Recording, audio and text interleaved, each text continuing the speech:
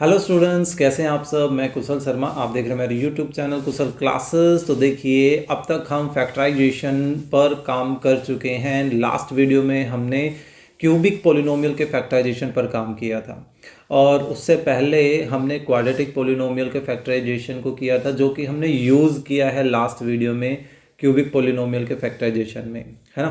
तो देखिए, मैंने जब क्वाड्रेटिक पोलिनोमियल के फैक्टराइजेशन पर काम किया था, उस वीडियो में आपको एक बात बोली थी कि हर क्वाड्रेटिक पोलिनोमियल को मिडल टर्म स्प्लिट मेथड से फैक्टराइज नहीं किया जा सकता है ना। तो कोई और तरीका, बिल्कुल कोई और तरीका है अलजेब्रिक आइडेंटिटीज़। हम अलजेब्रिक आइडेंटिटीज़ की हेल्प से कुछ और पोलिनोमियल्स को फैक्टराइज कर सकते हैं जिनको हम मिडल टर्म स्प्लिट से फैक्टराइज नहीं कर सकते। लेकिन अभी भी हम ये नहीं कह सकते कि जिन क्वाड्रेटिक पोलिनोमियल्स को हम मिडल टर्म स्प्लिट से नहीं कर पाए उनको हम गारंटेड आइडेंटिटी से कर लेंगे। ये भी नहीं है। यानी कि हम कुछ और एक्स्ट्रा पोलिनोमियल्स हो सकते हैं जिनको आइडेंटिटी से कर सकते हैं। ठीक है, तो सबसे पहले तो हमें यहाँ पर ये समझना होगा कि अलजेब्रिक आइडेंटिटीज़ होती क्या हैं। ठीक है, इनका यूजेस क्या है। इनका यूजेस ये है कि ये हमारे वर्कलोड को थोड़ा सा कम कर देते हैं, हमारी कैलकुलेशन का जो काम होता है उसको थोड़ा सा आसान बना देते हैं। ठीक है, तो इनकी हेल्प से हम काफ़ी बड़ी कैलकुलेशन को कई बार जो है थोड़ा सा जल्दी कर लेते हैं। इतना हो सकता है, ऐसा नहीं है कि बिल्कुल ही कम हो जाती है कैलकुलेशन, लेकिन काफ़ी हद तक हमारी हेल्प हो जाती है, दैट मीन्स। ठीक है, तो चलिए पहले तो ये देखते हैं कि अलजेब्रिक आइडेंटिटीज़ होती क्या है। ठीक है, तो मान लीजिए जैसे मैं एक लिख रहा हूँ 3x minus 5x plus 7 is equal to minus 2x, है ना, और प्लस 7। मैंने एक अलजेब्रिक एक्सप्रेशन ली, एक नहीं बल्कि दो अलजेब्रिक एक्सप्रेशन ली और उनको इक्वल के लेफ्ट और राइट में लिख दिया। ठीक है, तो अब हमारे पास एक अलजेब्रिक एक्सप्रेशन बनी जिसको हम नॉर्मली इक्वेशन बोलते हैं। आगे हम आएंगे इस चीज़ पर भी। ठीक है, तो आप नोटिस करोगे कि इस अलजेब्रिक एक्सप्रेशन में आप x के रिप्लेसमेंट में कुछ भी रखिए, लेफ्ट साइड में और राइट साइड में, आप नोटिस करोगे हमेशा रिजल्ट जो है वो लेफ्ट साइड का और राइट साइड का क्या होगा, इक्वल आएगा। आप अगर लेफ्ट साइड में x की वैल्यू 1 रख रहे हैं, देखिए क्या रिजल्ट आ रहा है, 3 माइनस 5 प्लस 7 माइनस 2 एंड 5, यानी कि 5 आ रहा है। और यहाँ पर अब राइट हैंड साइड में रख रहे हैं तो देखिए -2 प्लस 7 यानी कि क्या आ गया, 5 आ गया। इसी तरह से आप x की जगह चाहे पॉजिटिव चाहे नेगेटिव चाहे पॉइंटों में कैसे भी फ्रैक्शनल वैल्यू कुछ भी रख सकते हैं। तो आप नोटिस करोगे कि ये जो अलजेब्रिक एक्सप्रेशन बनी है हमारे पास, ये जो इक्वेशन बनी है, ये हर वैल्यू के लिए लेफ्ट और राइट का रिजल्ट सेम दे रहे हैं, है ना। तो इस तरह का जो ये एक्सप्रेशन बनता है इसको बोला जाता है अलजेब्रिक आइडेंटिटी। यानी कि वेरिएबल की हर वैल्यू के लिए लेफ्ट साइड का और राइट साइड का जो रिजल्ट है वो रिजल्ट क्या आए, सेम आए। तो उस तरह की अलजेब्रिक एक्सप्रेशन को हम बोलते हैं अलजेब्रिक आइडेंटिटी। क्लियर? तो आपको अलजेब्रिक आइडेंटिटी का क्या मतलब है वो तो समझ आ गया होगा। ठीक है, अब हम कुछ आइडेंटिटीज़ को लेकर चलते हैं जो आप नॉर्मली 8th क्लास से पढ़ना स्टार्ट कर देते हैं। ठीक है, सबसे पहली आइडेंटिटी है हमारे पास a प्लस b की दो चीज़ों को ऐड कीजिए और फिर उनका स्क्वायर कीजिए, या आप उन दोनों क्वांटिटीज़ के स्क्वायर्स को आपस में ऐड करें एंड उनके प्रोडक्ट का 2 टाइम को भी ऐड कर दें। तो अब जो रिजल्ट आएगा वो रिजल्ट हमेशा इक्वल होगा। दैट मीन्स कि अब आप चाहे लेफ्ट साइड में कोई वैल्यू सब्सटीट्यूट कीजिए a और b की जगह, और चाहे राइट साइड में कोई वैल्यू रख के देखिए ए और बी के रिप्लेसमेंट में, हमेशा जो रिजल्ट है वो रिजल्ट क्या होगा, इक्वल होगा। ठीक है, जैसे कि मैं मान लीजिए ए की जगह 1 रख रहा हूँ और बी की जगह 2 रखता हूँ। ठीक है, हम लेफ्ट साइड का अलग रिजल्ट निकाल के देखते हैं। तो 1 + 2 3, तो 3 का स्क्वायर कितना हो गया 9। अब राइट साइड में रखते हैं 1 square plus 2 square, 2 time of 1 × 2, तो 1 का स्क्वायर 1, 2 का स्क्वायर 4, 2 × 1 2, 2 × 2 4, तो 4 + 4 8 and 1 9। देखिए रिजल्ट क्या आ गया, सेम आ गया ना लास्ट में। दैट मीन्स कि ये हमारी क्या है, एक अलजेब्रिक आइडेंटिटी है। तो ये आइडेंटिटीज जो हैं वो आपको ध्यान रखनी है, इनको यूज़ कैसे किया जाता है उस पर हम आगे डिस्कस करने वाले हैं। ठीक है, इनका हम फैक्टराइजेशन में भी यूज़ करेंगे, किसी पर्टिकुलर कैलकुलेशन को सोल्व करने में भी हम इनकी हेल्प लेंगे। Okay, next a - b whole square, ये किसके इक्वल होंगी, a square plus b square minus 2ab। ठीक है, ये दोनों में आप क्या डिफरेंस देख रहे हो, लेफ्ट साइड में यहाँ पर आप नोटिस कर रहे हो कि प्लस माइनस का डिफरेंस है। तो जो स्क्वेयर वाले टर्म्स हैं वो तो पॉजिटिव ही रहेंगी, लेकिन वो जो 2ab वाली टर्म है उनको देखिए साइन का चेंज है। यानी कि अगर यहाँ प्लस है तो इधर भी प्लस ही है, अगर यहाँ माइनस है दैट मीन्स कि यहाँ भी 2ab वाली टर्म माइनस में हो जाएगी। क्लियर। और इस चीज़ का ध्यान रखें कि भाई यहाँ पर ये हमें जो ब्रैकेट वाली जो साइड होती है, ये ब्रैकेट वाली साइड हमेशा फैक्टराइज्ड साइड बोली जाती है, और जो बिना ब्रैकेट की ये जो राइट साइड हमें नज़र आ रही है ये होती है एक्सपेंडेड साइड। क्लियर। ये हम जब क्वेश्चन सोल्व करेंगे इसके बारे में जब आपको और ज़्यादा अच्छे से क्लियर होगा। क्लियर। चलिए देखिए थर्ड, और हाँ स्पेशली मैं ये जो वीडियो बना रहा हूँ इसमें जो आइडेंटिटीज़ की इंफॉर्मेशन दे रहा हूँ ये जस्ट एक थियोरटिकल है, हम इनको एक्टिविटीज़ के थ्रू नहीं कर रहे हैं कि भाई एक्टिविटीज़ से कैसे हम प्रूव करें कि ये आइडेंटिटी की लेफ्ट और राइट साइड आपस में इक्वल है। एक्टिविटी के थ्रू हम फिर कभी और करेंगे। ओके, नेक्स्ट है a + b and a - b कि दो अलग अलग ब्रैकेट है, दोनों ब्रैकेट में पहचान देखिए क्या क्या करनी है कि दोनों ब्रैकेट में एक टर्म तो बिल्कुल सेम है, एग्जैक्टली सेम है।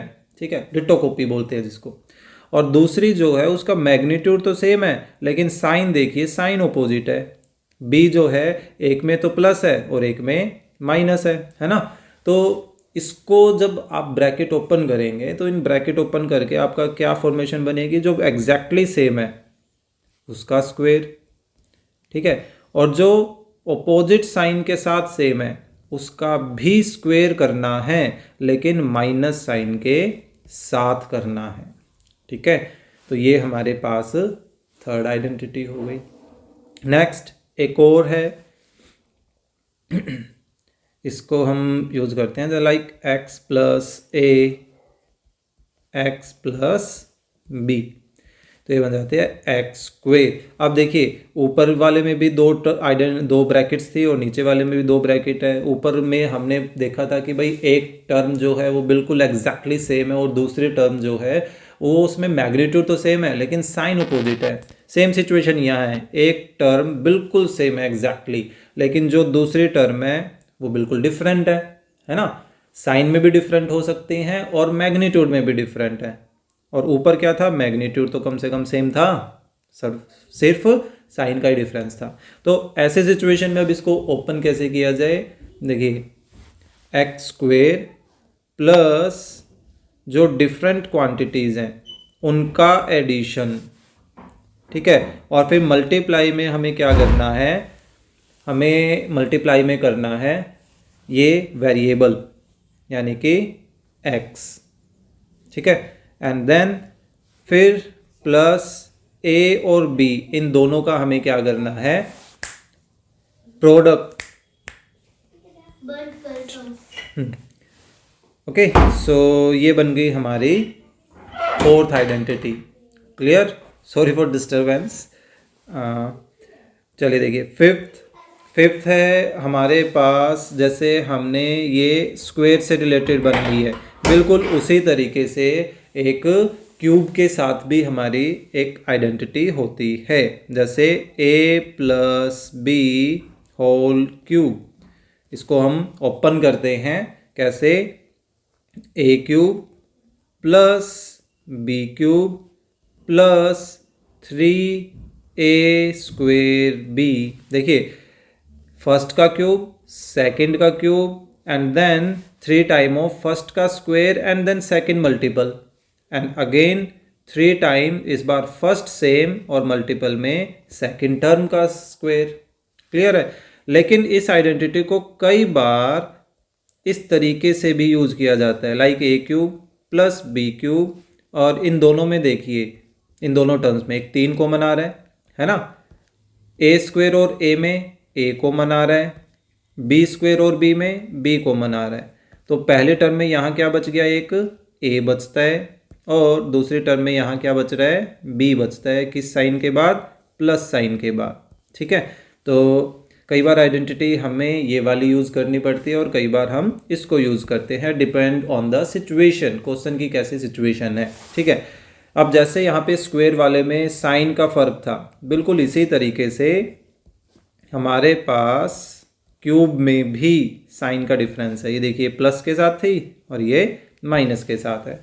तो अब सिंपल सा इनको ध्यान रखने का तरीका मैं आपको बताता हूँ। क्या कि देखिए, b नेगेटिव है ना, तो b की इस एक्सपेंडेड फॉर्मेशन में जहाँ जहाँ ओड पावर है वो टर्म्स हो जाएंगी नेगेटिव। ओड पावर कहाँ है, देखिए इस टर्म में है और इस टर्म में है ना, यानी कि इसमें।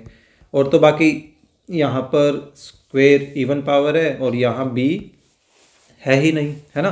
तो ये देखिए, a³ सेम, ये b³ सेम, लेकिन क्योंकि ओड पावर है तो नेगेटिव आएगा। ठीक है, और फिर -3a²b, इसी तरह से यहाँ ओड पावर थी। ठीक है, और फिर +3ab²।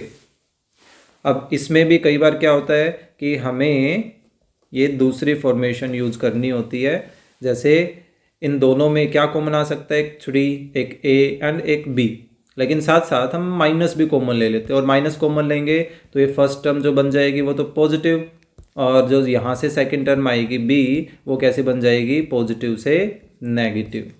ठीक है, तो ये बन गई हमारी इसकी दूसरी फॉर्मेशन। क्लियर? तो अब तक 6 आइडेंटिटीज हो चुकी हैं। एक और आइडेंटिटी हम लेके चलते हैं कि अगर हमारे पास ब्रैकेट के अंदर 2 की बजाय 3 टर्म्स आ जाएं और अब हमें स्क्वायर ओपन करना है, तो ऐसे सिचुएशन में हमारी आइडेंटिटी बनती है a² + b² + c² + 2ab + 2bc + 2ca।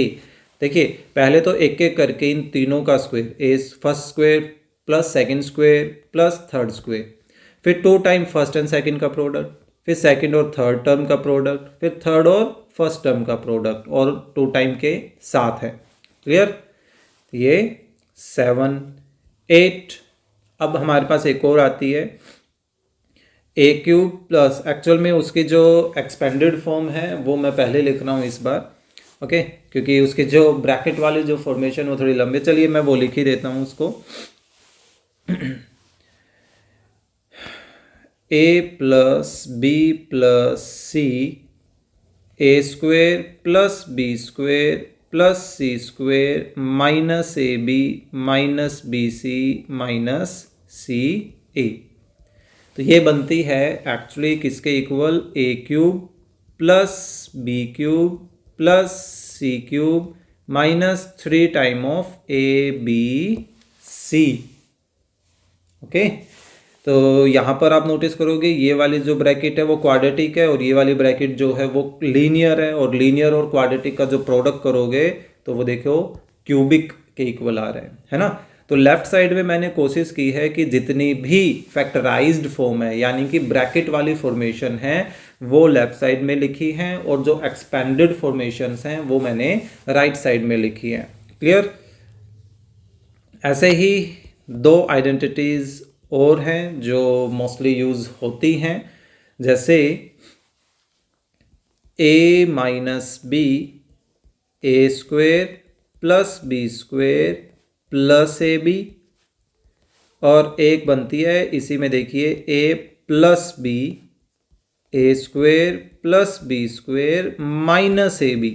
दोनों में डिफरेंस देखिए, यहाँ और यहाँ ये ऑपोजिट साइन के हैं। दैट मीन्स कि छोटी ब्रैकेट में अगर नेगेटिव है तो ये ए बी वाला जो पार्ट है, जो टर्म है, ये वो पॉजिटिव है। अगर ये पॉजिटिव है तो ये नेगेटिव। तो ये होते किसके इक्वल है? ये होते हैं ए क्यूब बी क्यूब। ये देखिए ए क्यूब बी क्यूब, लेकिन बीच में कौन से साइन आएगा? तो देखिए बीच में अगर माइनस है यहाँ छोटी ब्रैकेट में तो यहाँ भी माइनस, छोटी ब्रैकेट में अगर प्लस है तो यहाँ पर प्लस। क्लियर? अब इन आइडेंटिटीज़ को आपको सिर्फ लेफ्ट टू राइट ध्यान नहीं रखना है, आपको राइट टू लेफ्ट भी इनको ध्यान रखना है। ठीक है, ज़्यादातर बच्चे गड़बड़ क्या करते हैं कि वो सिर्फ वन डायरेक्शन में इनको याद कर लेते हैं, जो कि काफ़ी गलत है। फिर कई बार हमारे पास क्वेश्चन आते हैं फैक्टराइजेशन से रिलेटेड, तो फैक्टराइजेशन में हमें राइट टू लेफ्ट वाली कंडीशन जो है वो भी माइंड में सेट होनी चाहिए कि राइट फॉर्मेशन अगर हमें दे दी जाए तो उसको लेफ्ट में कैसे कन्वर्ट किया जाए। तो अगर बच्चों को वो पैटर्न अगर ध्यान नहीं है तो वो वहाँ पर गड़बड़ कर देते हैं, क्वेश्चन गलत कर देते हैं। ठीक है, तो ये जो आइडेंटिटीज़ मैंने यहाँ नोट की हैं 10 आइडेंटिटीज़, ये आइडेंटिटीज़ आपको लगभग 12th क्लास तक यूज़ होंगी और काफ़ी हद तक आपको हेल्प करेंगे। मोस्टली चैप्टर्स में आप नोटिस करते हो कि किसी ना किसी सिचुएशन के साथ इन आइडेंटिटीज़ की हेल्प हमें लेनी ही पड़ती है। ओके, सो होपफुली आप ये आइडेंटिटीज़ बिल्कुल ध्यान रखेंगे अच्छे तरीके से, और दोनों वे में, left to right and right to left, both way में। और कंटेंट आपको अच्छा लगा सो प्लीज़ लाइक के साथ साथ शेयर भी करें अपने फ्रेंड्स के साथ, ताकि उनको भी कुछ ना कुछ बेनिफिट हो। तो चलिए मिलते हैं नेक्स्ट वीडियो में।